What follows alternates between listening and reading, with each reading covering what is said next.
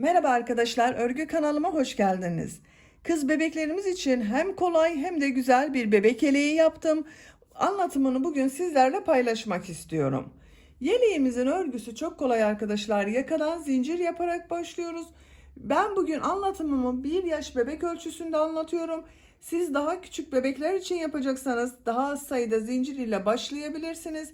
Daha büyük bebekler için yapacaksanız da daha fazla sayıda başlayabilirsiniz. Ben bugün 4 renkli olarak yaptım. Siz isterseniz bu yelek modelini tek renk olarak yapabilirsiniz. Ben beyaz renk kullandım. Ana renk olarak beyaz rengi tercih ettim. Gri vardı elimde artan iplerimden. Bu şekilde bir ip ve çok az miktarda yine bir sarı renk iplik kullandım. Siz tercihinize göre elinizde artan ipleri kullanabileceğiniz güzel bir model arkadaşlar. Ana renk olarak da ben beyaz rengi tercih ettim. Siz farklı sarı renk tercih edebilirsiniz, pembe renk tercih edebilirsiniz. İstediğiniz renkleri ana renk olarak tercih edebilirsiniz. Bir yumak iplikten bakın bu kaldı. Ana renk iplik olarak Alize Happy Baby Soft markalı bir iplik kullandım. Kullandığım iplik üzerinde 100 gramda 330 metre iplik var. Bu iplikten bir yumak iplikten bu elimde kaldı arkadaşlar. Tığ olarak da elimin sıklığına ve ipliğin kalınlığına uygun olarak 3 milim tığ kullandım. Kullandığınız iplik üzerinde kaç numara tığ kullanmanız gerektiği tavsiye edilmektedir. Benim kullandığım bu iplik üzerinde 3 ile 4 arası tığlar tavsiye edilmekte. Ben 3 milimlik tığ kullandım arkadaşlar. Düğme olarak da roba bölümüne 3 tane düğme yaptım. Ölçülerini de söyleyeyim başlamadan önce fikriniz olsun. Kol altının buradan gövde genişliğini ölçüyorum. Şu şekilde bakın. Ölçtüğüm zaman 27 santimetre. Yüksekliğini ölçüyorum. Kol altının buradan yüksekliğini ölçüyorum. 20 santimetre. Omuzdan bitmiş olarak yüksekliğini ölçüyorum. 33 santimetre. Bu da 1 yaş bebek için çok güzel bir ölçü. Siz bu yeleği farklı ölçülerde yapmak istiyorsanız standart bebek ölçü tablosunu ben hazırladım. Bu videonun açıklama bölümüne tabloyu ekliyorum. Siz o tabloya bakarak yüksekliklerini kendi yapacağınız ölçüye göre ayarlama yapabilirsiniz. Yeleği bir de açık olarak görelim. Çok kullanışlı, model olarak da çok kolay. Bir günde örebileceğiniz kolay bir model arkadaşlar. Her yaş grubu, kız bebekleriniz için, çocuklarınız için her yaş grubuna yapabileceğiniz güzel bir model. Hazırsanız hep birlikte bu güzel yeleğimizin örgüsüne başlayalım. Örgü kanalıma abone değilseniz abone olmayı unutmayın lütfen. Örgü kanalıma abone olmak ücretsizdir. Örgü kanalıma ücretsiz abone olup orada bulunan zil şeklinde dokunarak açık konuma getirirseniz kanalıma video yüklediğim zaman ilk önce size bildirim gelecek. Örgülerimden herkesten önce sizin haberiniz olacaktır. İzlediğiniz videolarıma beğeni ve yorumlarınızı da yaparsanız çok sevinirim arkadaşlar. Sizlerden gelen beğeni ve yorumlar örgü kanalımın devamlılığı için çok önemli. Örgü kanalıma ücretsiz abone olup beğeni ve yorumlarıyla da destek olan bütün arkadaşlara çok teşekkür ederim. Aklınıza takılan sorular olursa da yorumlar bölümünden sorabilirsiniz. Mümkün olduğunca bütün sorulara cevap vermeye çalışıyorum. Hepinize kolay gelsin, iyi çalışmalar.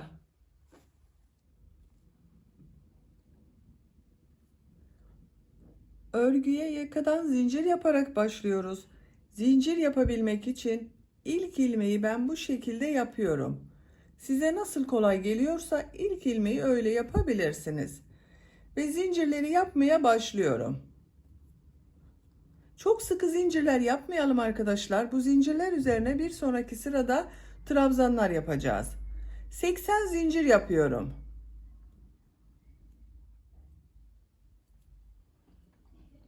80 zinciri yaptım. Çok sıkı zincir yapmadım bakın arkadaşlar gördüğünüz gibi. Bu 80 zincirin kaç santimetre olduğunu da ölçüyorum.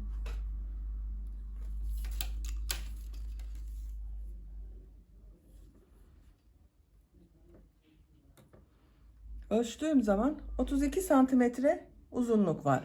Benim yapacağım ölçü için yeterli. zincirde dönüş için yapıyorum. 1, 2, 3. Tığın üzerine iplik alıyorum. 1, 2, 3 ilmek atlıyorum. Dördüncü ilmek içine trabzan yapıyorum. Ön bölüm için 11 trabzan yapıyorum. Bu 3 ilmek atladığımda bir trabzan. 1, 2, 3, 4, 5, 6, 7, 8, 9, 10, 11. 1, 2, 3, 4, 5, 6, 7, 8, 9, 10, 11 trabzanı yaptım. 2 zincir yapıyorum. Yanında bulunan, bakın, ilmek içine, aynı ilmeği değil, yanında bulunan ilmek içerisine kol bölümü için ilk trabzanı yapıyorum. Kol bölümüne 18 trabzan yapacağız. 1, 2, 3, 4, 5, 6, 7, 8, 9, 10, 11, 12, 13, 14, 15, 16, 17, 18. Kol bölümü için 18 trabzan yaptım. 2 zincir yapıyorum. Arka bölüm için yanında bulunan ilmeğe ilk trabzanı yapıyorum. Arka bölüm için 22 trabzan yapıyorum. 1, 2, 3, 4, 5, 6. Biraz hızlı yapıyorum arkadaşlar bu arayı. 7, 8, 9, 10, 11, 12, 13, 14, 15, 16, 17, 18, 19, 20, 21, 22. Arka bölüm için 22 trabzan yaptım. 2 zincir yapıyorum. Kol bölümü için 18 trabzan yapıyorum. Bu kolda 18 trabzan yaptık. Buraya da 18 trabzan yapıyorum. 18 trabzanı yapalım. 18 trabzanı yaptım. 2 zincir yapıyorum. Ön bölüm için 11 trabzan yapıyorum. 1, 2, 3, 4, 5, 6, 7, 8, 9, 10, 11. 11 trabzanı yaptım. Yakanın ayrımlarında yaptık bu sırada arkadaşlar. Bu sırada ön bölümler için 11 trabzan, kol bölümleri için 18 trabzan, arka bölüm için de 22 trabzan yaptık. İkinci sıradayız. İkinci sırada bu iki zincir yaptığımız yerlerde bir trabzan, iki zincir, bir trabzan şeklinde arttırmalar yapacağız. Bir zincir yapıyorum, örgüyü çeviriyorum. İlk ilmek üzerine trabzan yapıyorum. Diğer ilmekleri de trabzan yaparak devam ediyorum.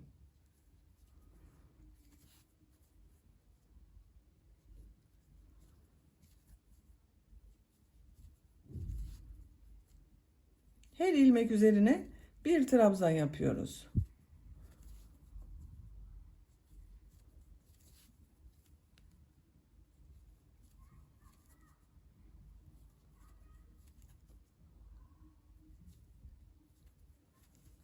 Bakın iki zincir yaptığım yere geldim.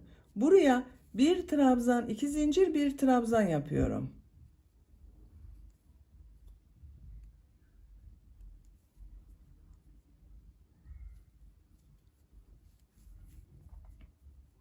Bir trabzan, iki zincir, bir trabzan şeklinde arttırmayı yaptık.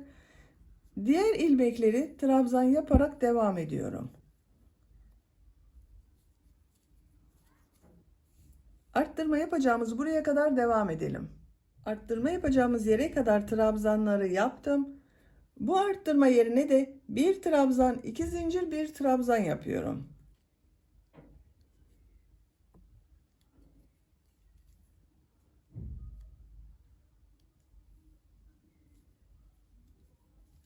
Bakın bir trabzan, iki zincir, bir trabzan yaptım. Bu bir trabzanın birisi kol bölümü için, bir diğeri arka bölüm için oldu. Diğer ilmekleri trabzan yaparak devam ediyorum. Arttırma yapacağımız buraya kadar devam edelim. Arttırma yapacağımız yere kadar trabzanları tamamladım. Bu arttırma yerine bir trabzan, iki zincir, bir trabzan yapıyorum. Bir trabzan, iki zincir, bir trabzan. Kol bölümünde bulunan ilmekleri trabzan yaparak devam ediyorum. Arttırma yapacağımız buraya kadar devam edelim. Trabzanlar yaparak arttırma yapacağımız yere kadar tamamladım. Bu arttırma yerine de bir trabzan, iki zincir, bir trabzan yapıyorum.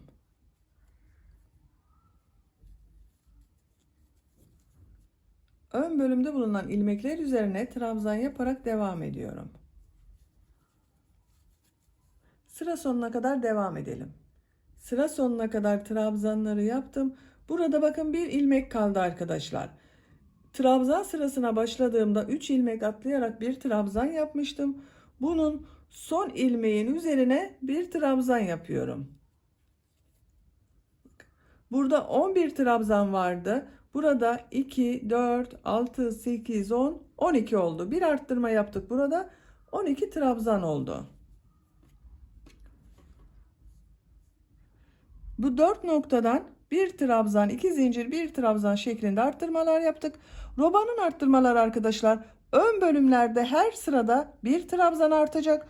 Kol ve arka bölümlerde bakın iki yerde arttırma yaptığımız için ikişer tane trabzan fazla olacak. İki sıra olarak yaptım. Buradan itibaren ben renkli iplikler kullanmak istiyorum. Siz tek renk yapmak istiyorsanız tek renk ile devam edebilirsiniz. Ben bu renkli iplikleri de kullanmak istiyorum.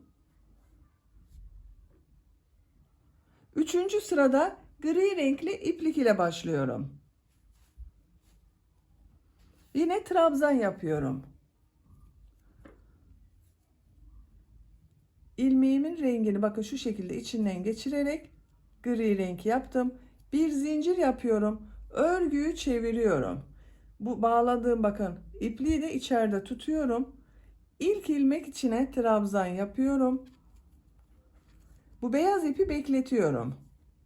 Diğer ilmekleri de trabzan yaparak devam ediyorum. Bakın ipliğin ucu da içeride kalıyor. İki taraftan da görünmüyor. Arttırma yapacağımız yere kadar trabzanları yaparak devam edelim. Arttırma yapacağımız yere kadar trabzanları yaptım. Bu iki zincirin içine bir trabzan, iki zincir, bir trabzan yapıyorum.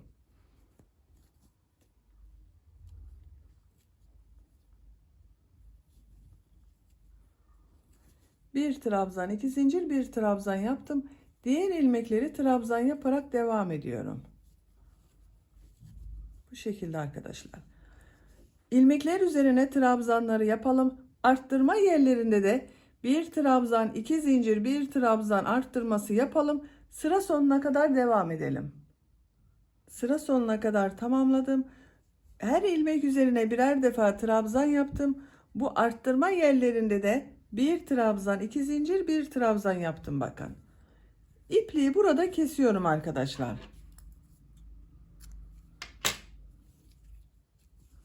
Bakın gri renkli ipliği kestim. Beyaz renkli ipliği burada bekletiyordum. Bu ipliği üste alıyorum. Bakın. Bu gri renk ile trabzan başladığım ilmekten beyaz renk ile bir ilmek yapıyorum. Bir zincir yaptım. Tığın üzerine iplik alıyorum. Bu ilk ilmek içine bir trabzan yapıyorum. Bakın. Beyaz ile devam ediyorum. Diğer ilmekleri de trabzan yapıyorum.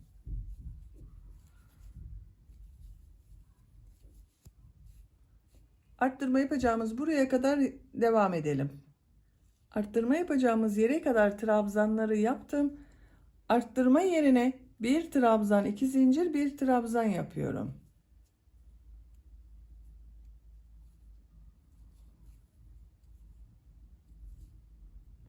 Diğer ilmekleri trabzan yapıyorum.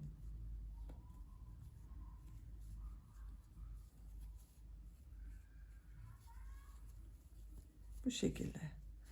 Arttırma yerlerinde arttırmaları yapalım. Diğer ilmeklere de birer defa trabzan yaparak sıra sonuna kadar devam edelim.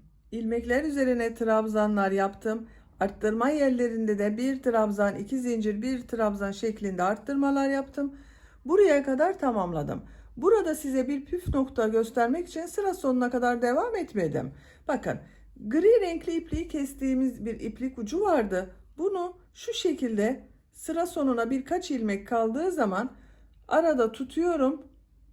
Trabzanları yapmaya devam ediyorum. Arada kalıyor arkadaşlar.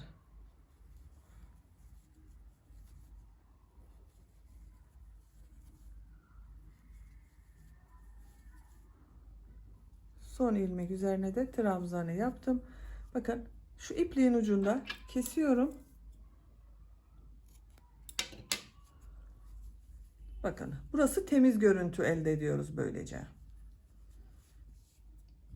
Bir zincir yapıyorum. Örgüyü çeviriyorum. Yine beyaz renk iplik ile devam ediyorum.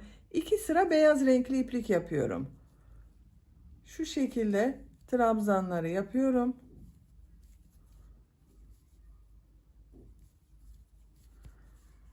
Trabzanların üzerine trabzan yapalım. Arttırma yerlerinde de bir trabzan, iki zincir, bir trabzan şeklinde arttırmalar yapalım.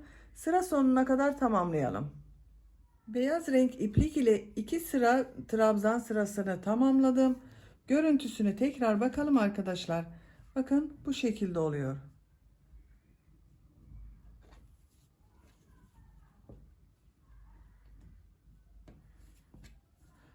Bu sıradan itibaren ben bir renk daha eklemek istiyorum. Böyle sarı bir renk ekliyorum arkadaşlar. İlmeğin rengini sarı renk yapıyorum. Bir zincir yaptım, sağlamlaştırdım. Örgüyü çeviriyorum. İlk ilmek üzerine trabzan yapıyorum.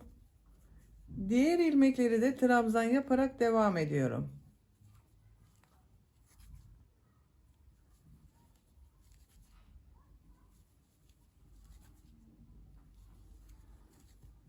Bu şekilde. Bu renk ile sıra sonuna kadar devam edelim. Bu arttırma yerlerinde de arttırma yapmayı unutmayalım. Sıra sonunda ipliği keselim. Buradan beyaz renk ipliği üste çıkaralım arkadaşlar. Bakın şu şekilde. Beyaz renk iplik ile bu döngüye devam edelim. İstediğiniz kadar sıra yapabilirsiniz. Yapacak olduğunuz bebeğin büyüklüğüne göre Bunu 10, 11, 9 sıra istediğiniz kadar yapabilirsiniz arkadaşlar. İstediğiniz renkler ile istediğiniz sıralamayı yaparak robanın örgüsünü bu 4 noktadan arttırmalar yaparak tamamlayalım. Robanın örgüsünü 11 sıra olarak tamamladım. Sayıyorum: 1, 2, 3, 4, 5, 6, 7, 8, 9, 10, 11. Kaç santimetre olduğunu da ölçüyorum.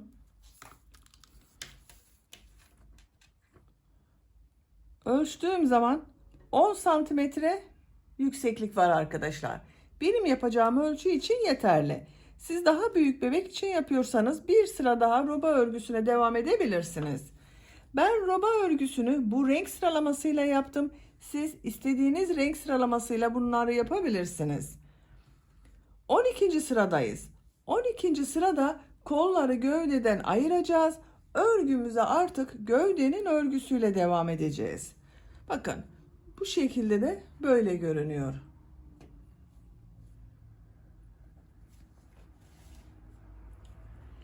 Bir zincir yapıyorum, örgüyü çeviriyorum.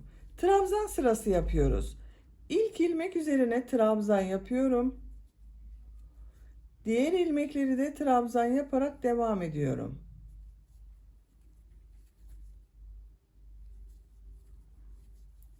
Buraya kadar devam edelim.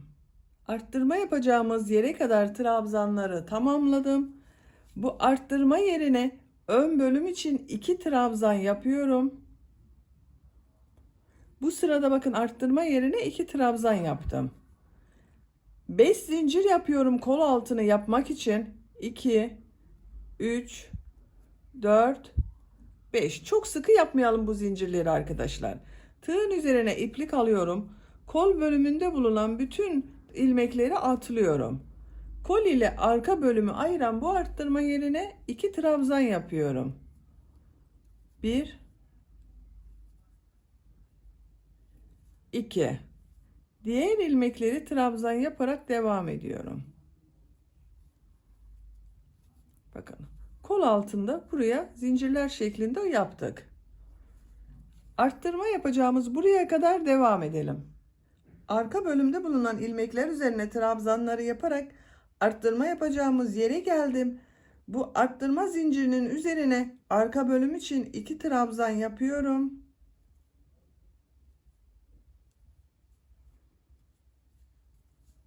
Kol altını yapmak için 5 zincir yapıyorum. 1, 2, 3, 4, 5. Tığın üzerine iplik alıyorum. Kol bölümünde bulunan bütün ilmekleri atlıyorum. Kol ile ön bölümü ayıran bu arttırma yerine ön bölüm için 2 trabzan yapıyorum. 1, 2. Diğer ilmekleri trabzan yaparak devam ediyorum.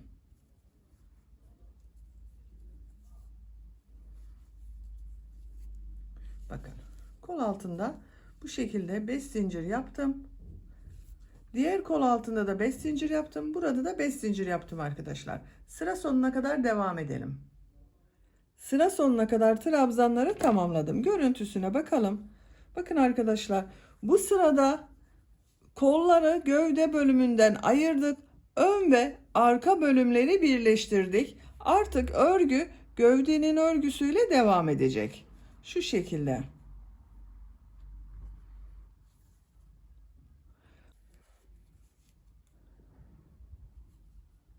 Bir zincir yapıyorum, örgüyü çeviriyorum. Örgünün ters tarafındayım. Model yerleştirmeden önce bir sıra sık iğne yapıyorum arkadaşlar. Modeli düz tarafından yerleştireceğiz. Bakın, örgünün düz tarafı burası. Modele buradan başlamam gerekiyor. Oraya kadar bir sıra sık iğne yapıyorum. Bu ilk ilmek üzerine bir sık iğne yapıyorum. Diğer ilmekleri de sık iğne yaparak devam ediyorum.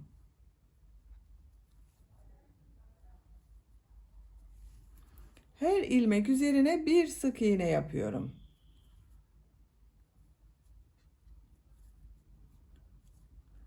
Zincirlere kadar devam edelim.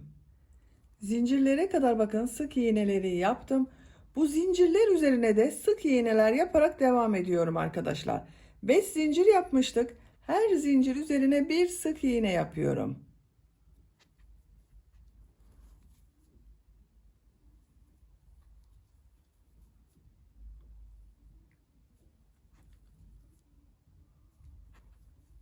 Bakın, zincirler üzerine de sık iğneleri yaptım.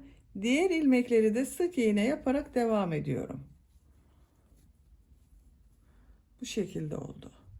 Sık iğneler yaparak bu kol altına kadar devam edelim. Burada zincirler üzerine de sık iğneler yapalım. Sıra sonuna kadar tamamlayalım. Sık iğneler yaparak sıra sonuna kadar tamamladım. Görüntü olarak böyle oldu bakın arkadaşlar. Kol altının görüntüsü de böyle. Bu kol altında da 5 zincir üzerine birer defa sık iğne yaptım. Bir zincir yapıyorum, örgüyü çeviriyorum. Örgünün düz tarafındayız bakın. Buradan daha net anlaşılıyor örgünün düz tarafı. Bu yaka görüntüsü düz taraf bakın arkadaşlar. Bu sıradan itibaren model yerleştirmesi yapıyorum. Bu ilk ilmek üzerine bir trabzan yapıyorum. 2 ilmek atlıyorum. 3. ilmeğe model yapıyorum. Modeli bakın bu şekilde yapıyorum.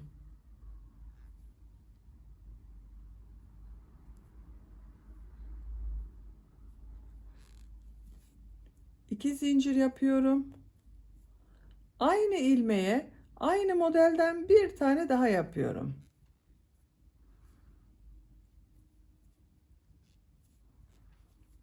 Bakın. Bir model bu oluyor. Tığın üzerine iplik alıyorum. 2 ilmek atlıyorum.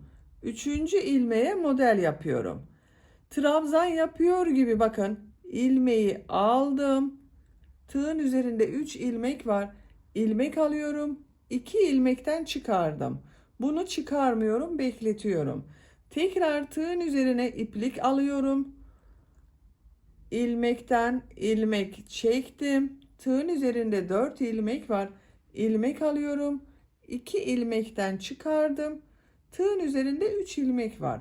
İlmek alıyorum. 3'ün içinden bir defa da çekiyorum. 2 zincir. Aynı ilmeğe bu modelden bir tane daha yapıyorum. Bakın trabzan yapıyor gibi 2 ilmekten çektim. Bunu ikinciyi çekmiyorum. Tekrar tığın üzerine iplik doluyorum. İlmek alıyorum. 2 ilmekten çıkardım. Tığın üzerinde 3 ilmek oldu. İlmek alıyorum. 3'ün içinden çekiyorum. Elimi takip ederseniz daha iyi anlaşılır. Tığın üzerine iplik alıyorum. 2 ilmek atlıyorum. 3. ilmeğe model yapıyorum.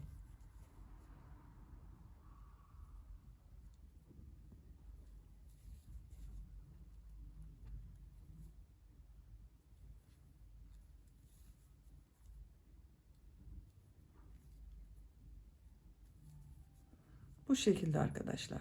Modelleri yaparak bu kol altına kadar devam edelim. Modelleri yaparak kol altına yapacağımız yere geldim. Burada arttırma yapmak istiyorum. Onun için bu atladığımız ilmekleri 2 değil de 1 ilmek atlıyorum. 1 ilmek atlıyorum. İkinci ilmeğe model yapıyorum. 2 zincir. Aynı ilmeğe model yapıyorum. Tığın üzerine iplik alıyorum. 1 ilmek atlıyorum. İkinci ilmeğe model yapıyorum. 2 zincir. Aynı ilmeğe model yapıyorum. Bakın aralarda birer ilmek atlıyorum kol altında. 1 ilmek atlıyorum. İkinci ilmeğe model yapıyorum.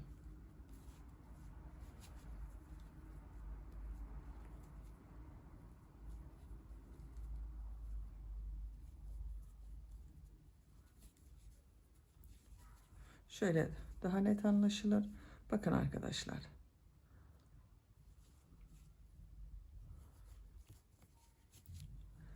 Tığın üzerine iplik alıyorum. 2 ilmek atlıyorum artık. 3. ilmeğe model yapıyorum.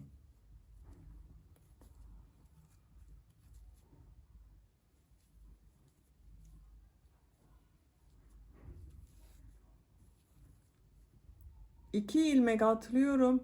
3. ilmeğe model yapıyorum.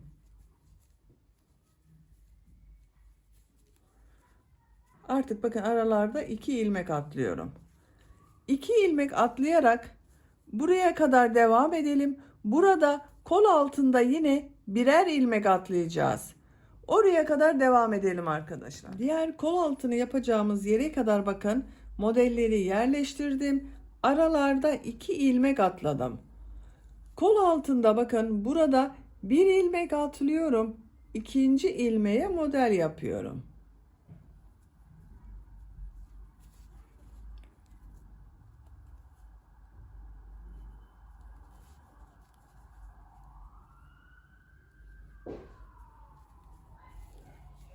Bir ilmek atlıyorum.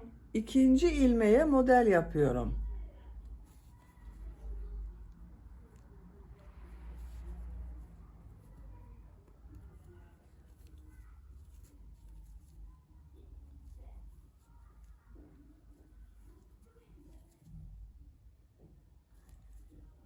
Bir ilmek atlıyorum.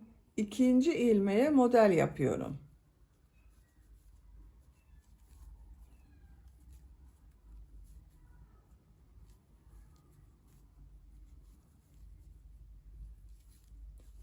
Bu kol altına bakıyorum arkadaşlar kontrol etmek için. Bakın 1, 2, 3 yerde birer ilmek atladım. Bakın 1, 2, 3. Burada da aynısını yaptım. 1, 2, 3. Artık 2 ilmek atlıyorum. 2 ilmek atlıyorum. 3. ilmeğe model yapıyorum.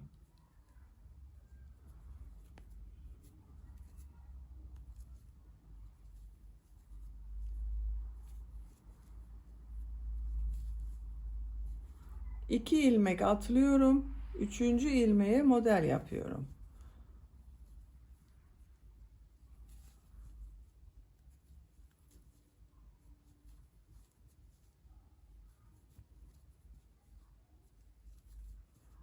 Bu şekilde. Sıra sonuna kadar devam edelim. Modelleri yaparak sıra sonuna kadar tamamladım. Sıra sonunda 3 ilmek kaldı. Bakın 1, 2, 3. Tığın üzerine iplik alıyorum. 2 ilmek atlıyorum. Son ilmek üzerine bir trabzan yapıyorum. Sıra başında da bir trabzan ile başladım. 2 ilmek atladım, model yaptım. Sıra sonunda da 2 ilmek atladım, bir trabzan yaptım. Modelleri yerleştirdik arkadaşlar. Şöyle görelim. Bakın. Bir zincir yapıyorum, örgüyü çeviriyorum. İlk ilmek üzerine trabzan yapıyorum. Model ortasında bulunan bu 2 zincirin içine modelleri yapıyorum yine bakın. İkili modelleri yapıyorum.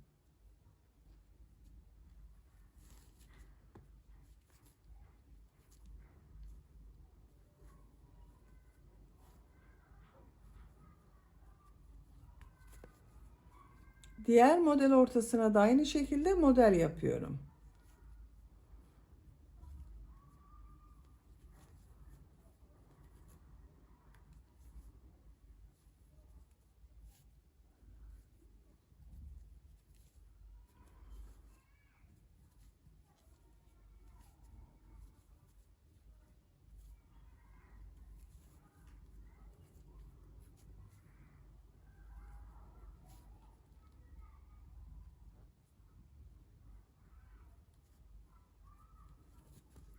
Bu şekilde modelleri yapıyoruz. Sıra sonuna kadar modelleri yaparak devam edelim. Sıra sonuna kadar modelleri tamamladım. Son trabzanın üzerine de bir trabzan yapıyorum. Bakın. Bir zincir yapıyorum. Örgüyü çeviriyorum.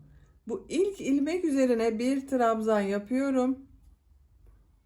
Sıra başında ve sıra sonunda olan bu bir trabzan örgü bitesiye kadar devam edecek. Model ortasında bulunan 2 zincirin üzerine model yapıyorum.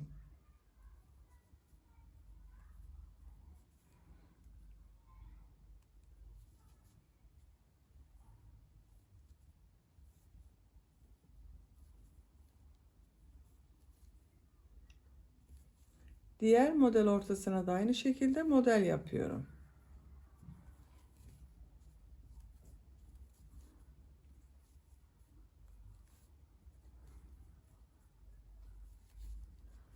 Böyle bakın.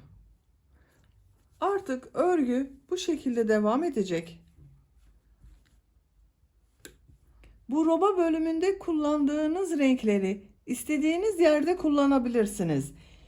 3 sıra model sırası yapıp bu renkli ipliklerle model devam edebilirsiniz. Veya en uç noktasında bu renkler ile örgüye devam edebilirsiniz. Yapacak olduğunuz bebeğin büyüklüğüne göre bu gövde örgüsünü istediğiniz kadar model sırasını tekrarlayarak tamamlayalım. Gövde örgüsünü model sırasını tekrarlayarak tamamladım. Renk sıralamasını ben bu şekilde yaptım. Renkli iplikleri sadece bu uç bölümlerde kullandım bakın. Birer sıra yaptım bunları da. Arada birer sırada beyaz renk iplik ile yaptım.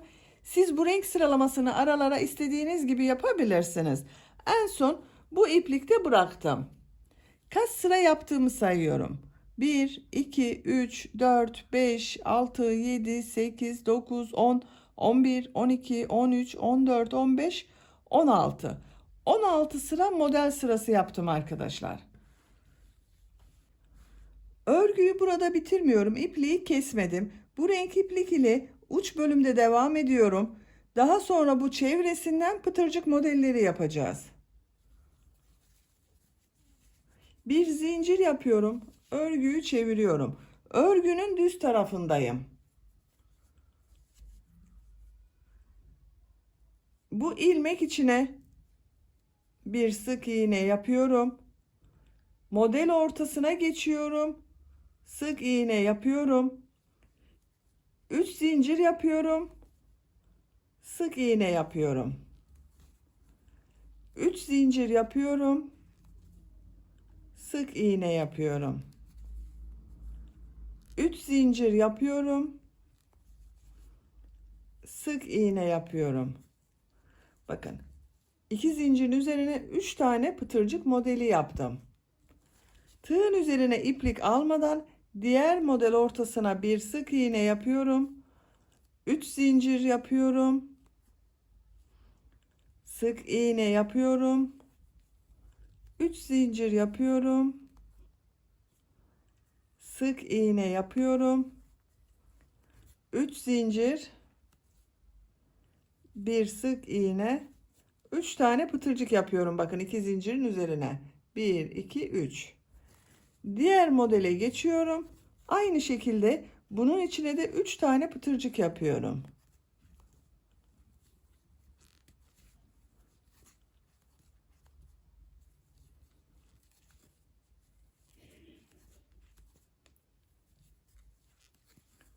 Diğer modele geçiyorum. Bu şekilde devam ediyoruz. Bakın. Sıra sonuna kadar devam edelim. Pıtırcık modelleri yaparak sıra sonuna kadar tamamladım. Görüntüsü bakın çok güzel oldu arkadaşlar. Ön patım buraya geldim. Burada da pıtırcık modelleri yapacağız. En son model içini de 3 pıtırcık modeli yaptım. Bu ilmeği sıra sonunda bulunan bir trabzan vardı. Onun üzerine sık iğne yapıyorum. 2 zincir yapıyorum. Aynı ilmeğe sık iğne yapıyorum. Bu ilmeği atlıyorum bakın. Burada bulunan ilmek içine bir sık iğne, 2 zincir, bir sık iğne yapıyorum.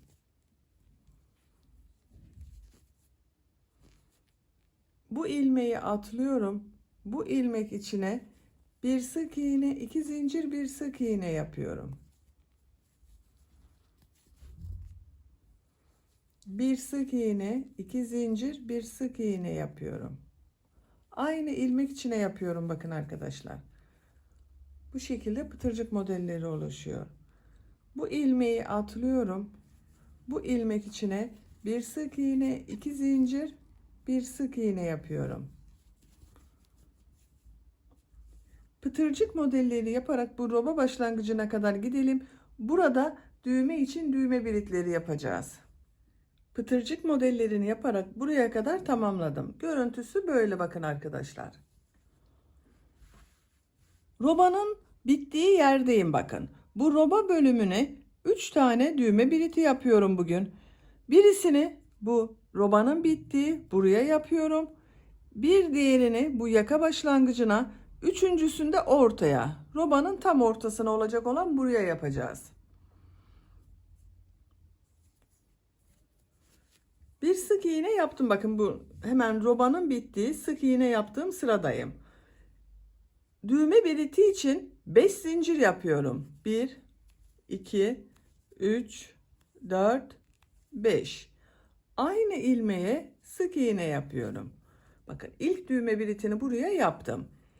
Diğer düğme biritini buraya yapıyorum. Oraya kadar bu pıtırcık modellerinden yapıyoruz. Bu ilmeği atlıyorum. Bir sık iğne, 2 zincir, bir sık iğne yapıyorum. Bu ilmeği atlıyorum. Bir sık iğne, 2 zincir, bir sık iğne yapıyorum.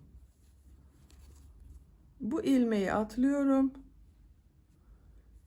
Bir sık iğne, 2 zincir, bir sık iğne yapıyorum. Bakın 3 pıtırcık modelini yaptım. Buraya düğme biriti için bir sık iğne yapıyorum. 5 zincir yapıyorum. Aynı ilmeğe sık iğne yapıyorum. Bakın ikinci düğme biritini de buraya yaptım. Bir ilmeği atlıyorum. Bir sık iğne, 2 zincir, bir sık iğne yapıyorum.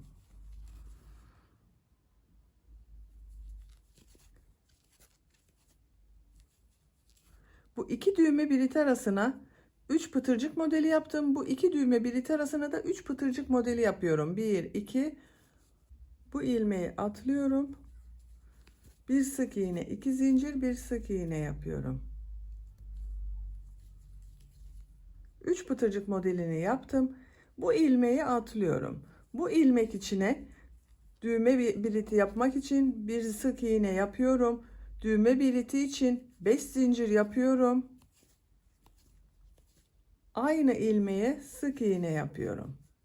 Üçüncü düğme biritini de yaptım. 1, 2, 3.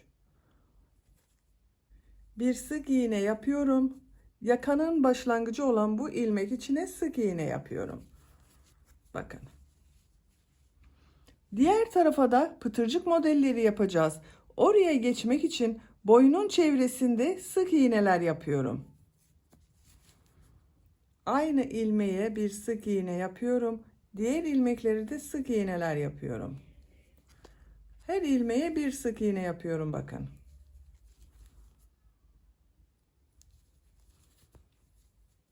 Bu şekilde. Sık iğneler yaparak bu yaka başlangıcına kadar devam edelim. Boynun çevresinde bir sıra sık iğneyi yaptım.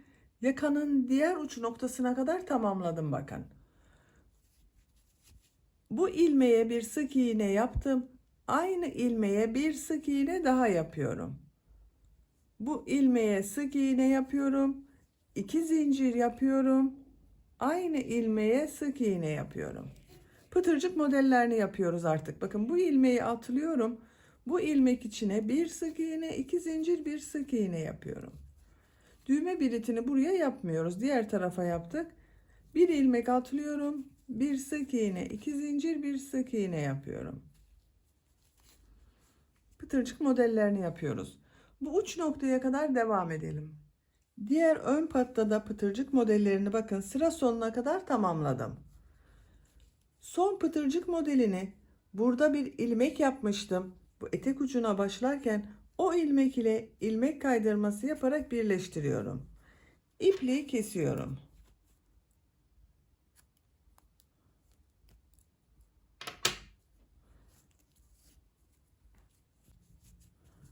Bakın. Diğer tarafla aynı görüntü oldu.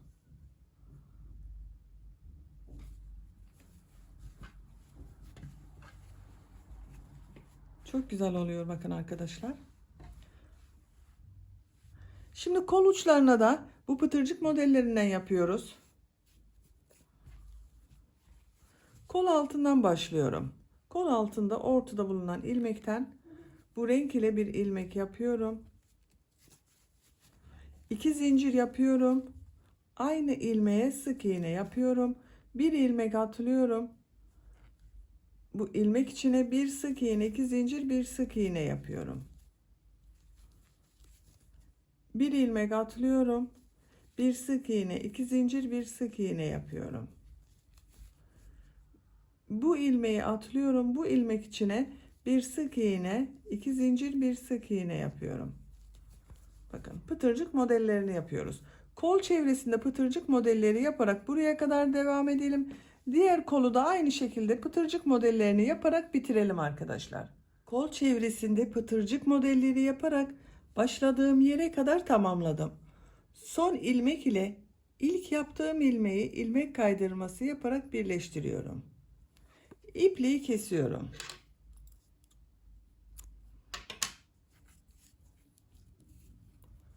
Bakın, kolun örgüsü böyle oldu arkadaşlar. Bu ipliği de tığ yardımıyla örgünün ters tarafından içeriye çekiyorum bakın. Şu şekilde ilmeklerin arasından geçiriyorum.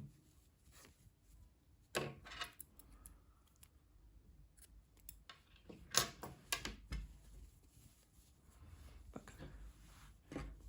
Çok güzel oldu kolun görüntüsü de. Diğer kol örgüsünü de bunun gibi yaptım. Bakın, yeleğimizin örgüsünü tamamlamış olduk. Ben düğmelerini de diktim arkadaşlar. Bakın, bu şekilde yaptığım düğme biritlerinin tam karşısına gelen yerlere düğmelerini diktim.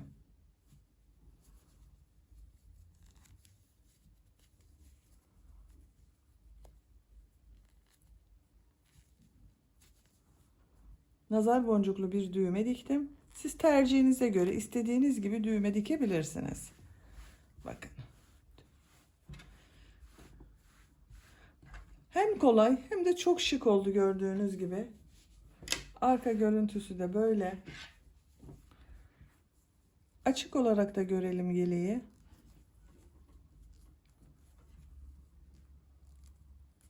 Bakın. Örgünün ters tarafının görüntüsü de böyle.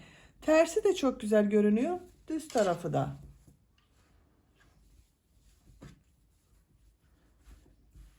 Yeleği ölçelim bir de arkadaşlar. Bakın. Şu şekilde düzenliyorum. Ölçtüğüm zaman 27 santimetre genişlik var. Yüksekliğini ölçüyorum. Omuzdan uç noktaya kadar olan uzunluk 33 santimetre. Kol altından yüksekliğini ölçüyorum. 20 santimetre. Bu da 1 yaş bebek için çok güzel oldu.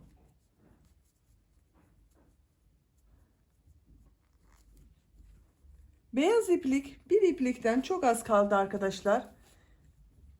Bir ipliği tam kullanmadım bu örgüde.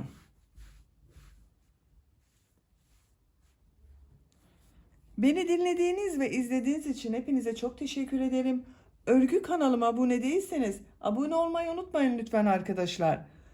Örgü kanalıma abone olup orada bulunan zil şeklinde dokunarak açık konuma getirirseniz kanalıma video yüklediğim zaman ilk önce size bildirim gelecek. Örgülerimden herkesten önce sizin haberiniz olacaktır. İzlediğiniz videolarıma beğeni ve yorumlarınızı da yaparsanız çok sevinirim. Sizlerden gelen beğeni ve yorumlar örgü kanalımın devamlılığı için çok önemli arkadaşlar. Kanalıma ücretsiz abone olup beğeni ve yorumlarıyla da destek olan bütün arkadaşlara çok teşekkür ederim. Sizlerle yeni örgülerde görüşmek dileğiyle. Hoşça kalın, sevgiyle kalın.